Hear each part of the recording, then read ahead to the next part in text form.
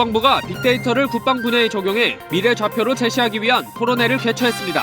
국방부와 각 군이 추진하고 있는 다양한 빅데이터 활용 사례가 소개됐습니다.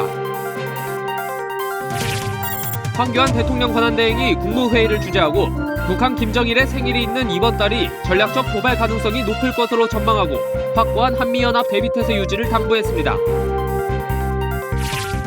윤병세 외교부 장관과 렉스 틸러슨 미 신임 국방장관이 처음 전화통화에서 북핵을 임박한 위협으로 규정하고 공동의 접근 방안을 마련하기로 했습니다. 주한미군 사드 배치는 계획대로 추진할 것을 확인했습니다. 시청자 여러분 그리고 장병 여러분 안녕하십니까? 국방뉴스를 전해드립니다. 국방 빅데이터 사업의 성과와 향후 추진 방향을 모색하는 토론회가 열렸습니다. 국방부와 각 군이 추진하고 있는 다양한 빅데이터 활용 사례가 소개됐습니다. 김지한 기자입니다. 국방 빅데이터 사업은 미래 국방 운영의 핵심 과제로 각 분야에서 축적된 막대한 양의 정보를 분석해 위험을 예측하고 정확한 소요를 예상하는 등 다양한 분야에서 활용되고 있습니다. 7일 오후 국방부에서 열린 국방 빅데이터 사업 추진 토론회에선 국방부가 추진하고 있는 빅데이터 종합 발전 계획과 포털 시스템 설계를 비롯해 군 인건비 예측 모델의 업무 활용 실적 등이 소개됐습니다. 특히 빅데이터 분석을 통한 군 인건비 예측 모델은 급여 편성의 오차를 획기적으로 줄여 연간 250억 원의 예산을 절감한 것으로 나타났습니다.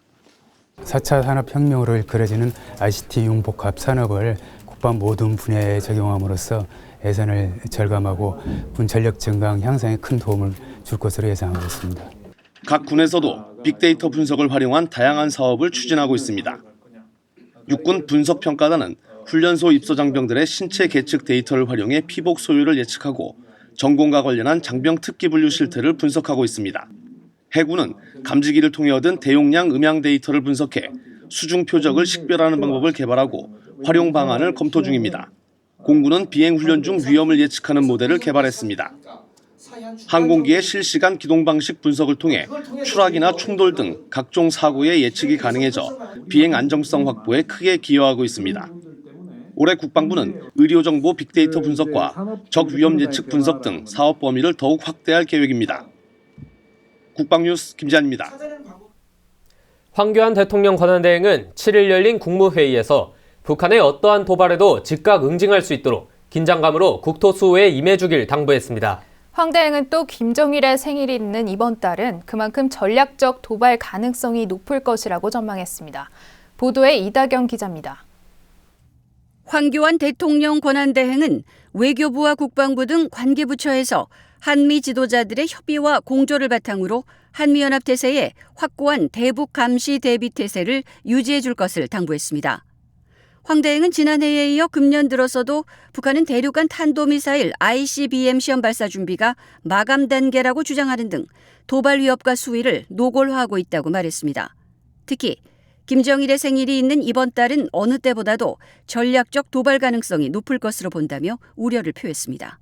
또한 지난 1월 30일 미 트럼프 대통령과 전화통화에서 한미동맹에 대한 의지를 서로 확인한 것은 이러한 불안정한 상황에서 매우 의미 있는 일이었다고 평가했습니다.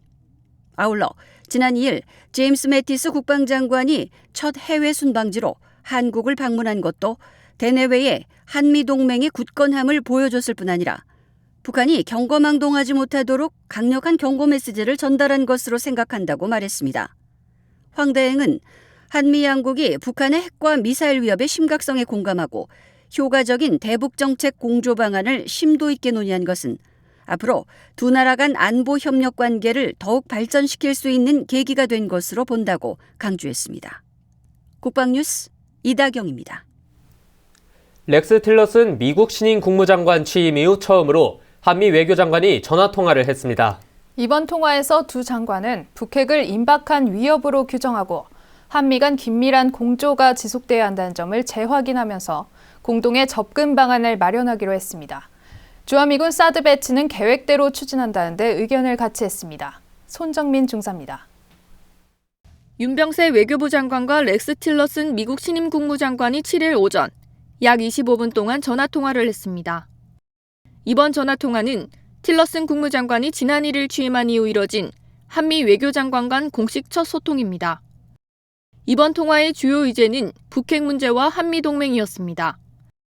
윤 장관은 북핵 문제가 미국 신행정부가 당면한 가장 심각한 외교안보 현안이 될 것이라며 양국 정부가 북한의 도발 가능성에 항상 준비돼 있어야 한다고 강조했습니다. 또한 한미 양국이 확고한 북핵 불용 원칙을 견제하며 그간 구축해온 전방위적 대북 제재 압박 체제를 철저히 가동시켜 나가자고 말했습니다. 이에 틸러슨 장관은 양국의 긴밀한 공조를 지속해야 한다는 점에 전적으로 공감한다고 하면서 한미 양국이 임박한 위협인 북핵 문제에 대해 공동의 접근 방안을 발전시켜 나가자고 제안하고 조만간 양국 외교장관 회담에서 이를 최우선 의제로 삼아 구체적으로 협의하자고 말했습니다. 특히 양측은 주한미군 사드 배치는 오직 북한 위협에 대응하기 위한 방어적 조치이고 다른 국가의 이익을 침해하지 않는다는 인식하에 사드 배치를 계획대로 추진해 나가자는 데 의견을 같이 했습니다. 외교부는 윤 장관과 틸러슨 장관이 구체적 전략과 행동 계획을 논의하기 위해 이달 중 심도 있는 협의를 갖기로 합의했다고 밝혔습니다. 지난달 30일 도널드 트럼프 대통령과 황교안 대통령 권한대행의 전화통화와 최근 제임스 매티스 신임 미 국방장관 방한에 이은 이날 통화는 급변하는 국제정세와 북한의 거듭된 도발 위협에 대응해 한미 간 견고한 동맹관계를 재확인하고 이를 대내외에 알리는 계기가 될 전망입니다. 국방뉴스 손정민입니다. 앞서 황교안 대통령 권한대행이 한미 국방장관 회담을 언급하며 한미 동맹에 대한 확고한 의지를 확인했다고 밝혔다는 소식 전해드렸습니다. 이번 한미 국방장관 회담에선 미국의 확장 억제력 제공과 굳건한 연합방위 태세에 대해 논의됐습니다. 미국의 확장 억제력 제공의 골자는 미 전략자산의 배치가 될 텐데요. 여기서 미 전략자산에 대해 궁금한 분들 많으실 겁니다. 오늘은 이 미국 전략자산이 과연 무엇이고 북한에게 어떤 억제력을 발휘하게 될지 알아보는 시간을 마련했습니다. 한국국방안보포럼 양욱 선임연구위원 모시고 이야기 나눠보겠습니다. 위원님 안녕하십니까? 예, 안녕하십니까? 네, 우선 미 전략자산이란 무엇인지와 그리고 미 전략자산에 어떤 무기들이 포함되어 있는지 설명해 주시죠. 예, 일단은 전략자산을 설명하려면 전구 개념을 알아야 됩니다. 예를 들어서 싸우는 지역, 유럽은 유럽 정부가 있을 거고 중동은 중동 정부가 있을 텐데 한국은 한반도 정부 아니겠습니까? 전략 자산이라고 하면 이런 전구간을 왔다 갔다 하면서 싸울 수 있는 굉장히 전 세계적 타격 능력을 갖는 무기를 얘기하는 것이고요. 특히 그중에서도 이 무기가 한 전구에 도착을 했을 때 이 전쟁에 정말 그 판국에 영향을 미칠 만큼 강력한 파괴력을 가진 그런 무기들을 가리킵니다. 대표적으로 미국의 항공모함 같은 거를 들 수가 있겠고요. 보통 전쟁이 나면은 항모가 뭐 한 척에서 두 척 정도 투입돼가지고 해서 싸우는 것만 해도 엄청난 역할이 됩니다. 그 다음에 뭐 전략 폭격기라든가 이러한 것들이 일종의 전략 자산으로서 기능을 하게 되는 것이죠. 네, 그중 지금 가장 이슈화되고 있는 게 최신 스텔스 구축함 줌 월트인데요. 일명 꿈의 구축함이라 불린다죠.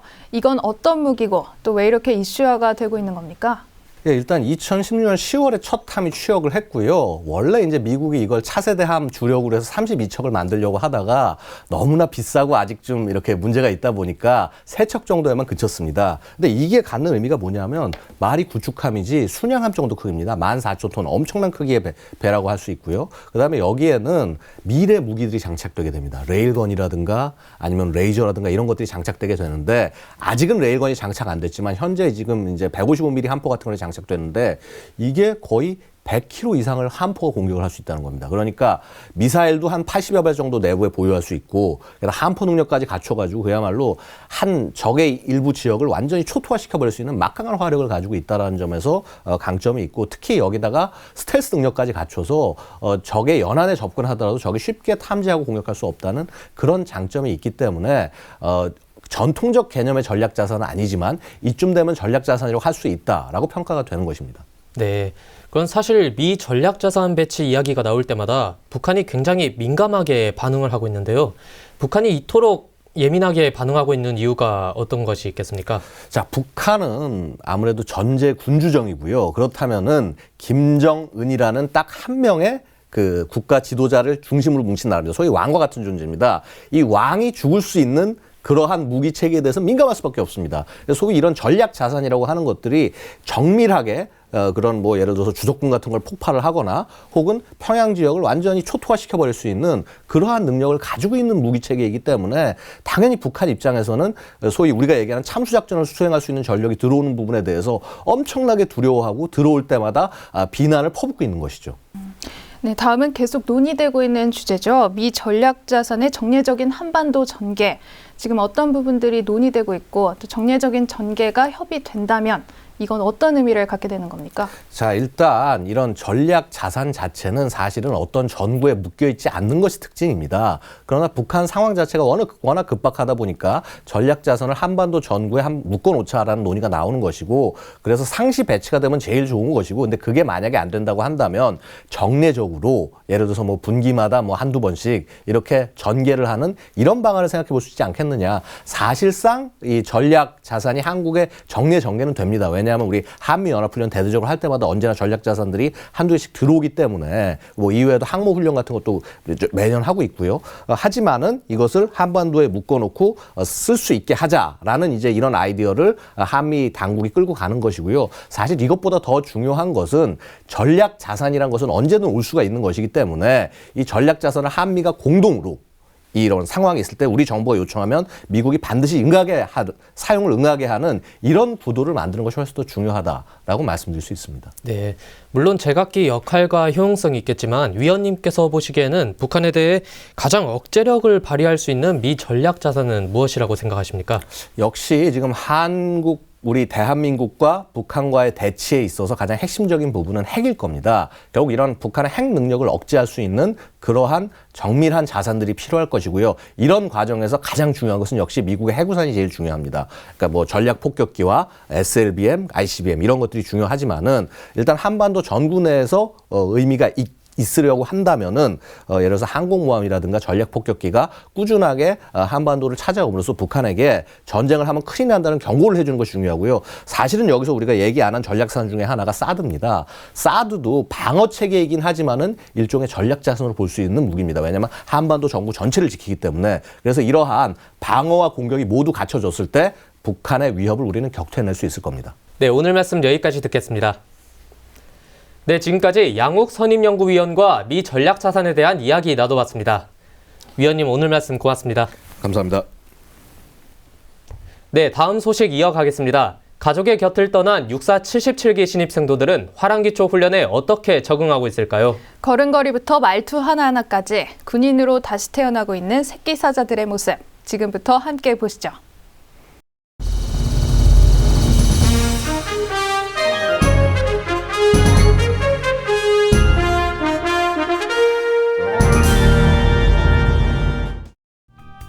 화랑기초 훈련 입소 이틀째. 집에서라면 한창 늦잠을 자고 있을 주말 아침이지만 신입생도들은 이른 아침 시간부터 분주합니다. 지급받은 물품들을 생활관에 정리하고 복장을 갖추는 모습이 벌써 분기가 바짝 들어 보이는데요. 동작 완료! 5초 전! 동작 완료! 5초 전! 그만! 호실 밖으로! 호실 밖으로! 신입생도들은 화랑기초 훈련 기간 동안 기초훈련 파견생도, 즉 기파생도들의 지도를 받게 됩니다. 훈련을 받는 모든 순간이 군인과 사관생도가 되기 위한 생활화 교육의 일부. 그런데 차렷 자세는 항상 자신의 팔이 몸에 밀착되어 있는 것을 말한다. 기관들 몸에 지금 탱크 지나가겠어. 바짝 밀착시켜. 조금이라도 딴 생각을 하거나 머뭇거리다간 기파생도들의 불호령이 떨어집니다. 기관 지금 그게 상방 15도였어. 아닙니다. 그냥 쳐다봐. 예. 뭐라고 했어? 차렷 자세 부동 자세이다. 부동이란 의미 몰라? 압니다. 알잖아, 맞지? 예. 아는 대로 행동해, 알았어? 알겠습니다. 사회에서 보기 힘든 군용 물품들을 사용해야 하는 신입생도들. 옷을 입는 것부터 개인 보관함 정리, 이불 개기까지 쉬운 것이 없습니다. 모든 것이 낯설 신입생도들에게 이처럼 강하게 교육을 하는 것에는 다 이유가 있는데요. 민간인에서 군인으로 바뀌는 시점이기 때문에 처음에 시작할 때 첫 단추를 정확하게 띄워야 그 뒤에 앞으로 생도들이 훈련에 있어서 임하는 마음가짐과 행동들이 확실한 변화를 줄 수 있는 초반에는 좀 더 강하게 교육을 실시하고 있습니다. 식사하러 가는 길 또한 교육의 연장선입니다. 밥 먹기 싫어? 아닙니다!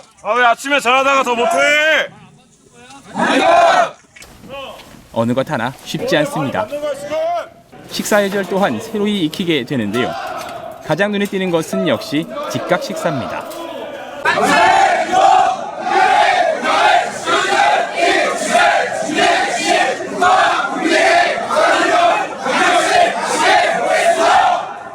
즉각 식사를 하는 이유는 기존에 가졌던 안 좋은 식사 자세를 바로하고 밥 한 숟갈 한 숟갈의 소중함을 알게 하기 위함입니다.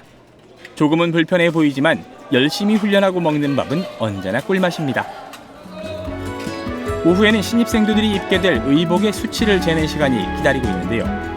예복과 정복을 미리 입어본 신입생도들은 정식 생도가 되어 이 옷을 다시 입겠다는 기대감을 드러냅니다. 이 육사 예복을 입으니까 정말 정의 장교가 된 것 같습니다. 꼭 멋있게 수료해서 이 예복을 부모님께 보여드리고 싶습니다. 입학식 날 부모님 꼭 뵐 수 있도록 힘들더라도 동기들과 열심히 같이 하겠습니다. 학생 티를 벗고 멋진 사관생도가 되겠다는 신입생도들.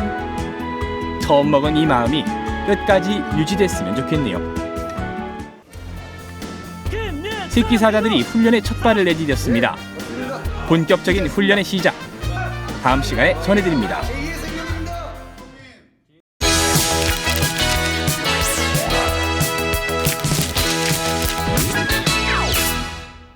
국방일보로 보는 병영 소식 3면부터 보시죠. 육군 육공병여단이 장관조립교 구축 교육을 했습니다. 이 장관조립교는 강철 트러스 구조로 만들어진 부재를 조립해 만드는 교량인데요. 이를 여러 가지로 보강하거나 조정하는 작업입니다. 그중에서도 3단 3중식 장관조립교는 어려운 만큼 활용 가치도 높다고 하는데요. 이번 교육으로 장병들은 실전 수행 능력을 키울 수 있었다고 합니다. 이번엔 오면 기사인데요. 육군훈련소가 지난 3일 훈련소 책임교관 임명장 수여식을 했습니다. 교관들은 11개 훈련 과목 중 1개 과목을 선택해 엄격한 심사를 거쳐 선발되는데요. 각자 담당 과목의 최고 권위자라는 자부심을 심어주기 위해 올해 훈련부사관 선발에 이들을 우선적으로 추천할 방침이라고 합니다. 칠면으로 가보시죠.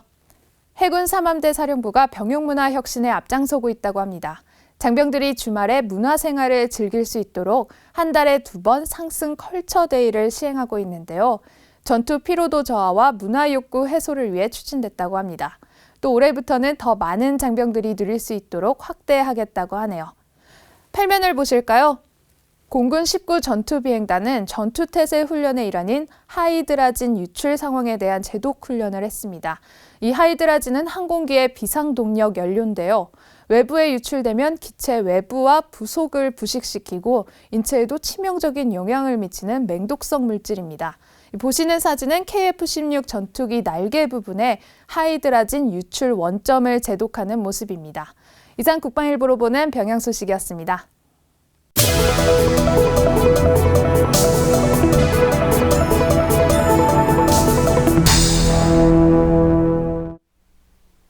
방위산업 경쟁력의 원천이라 할 수 있는 부품 국산화에 주력하고 있는 중소기업이 있습니다.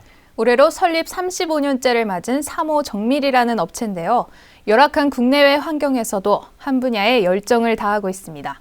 방산방산인 윤현수 기자가 취재했습니다.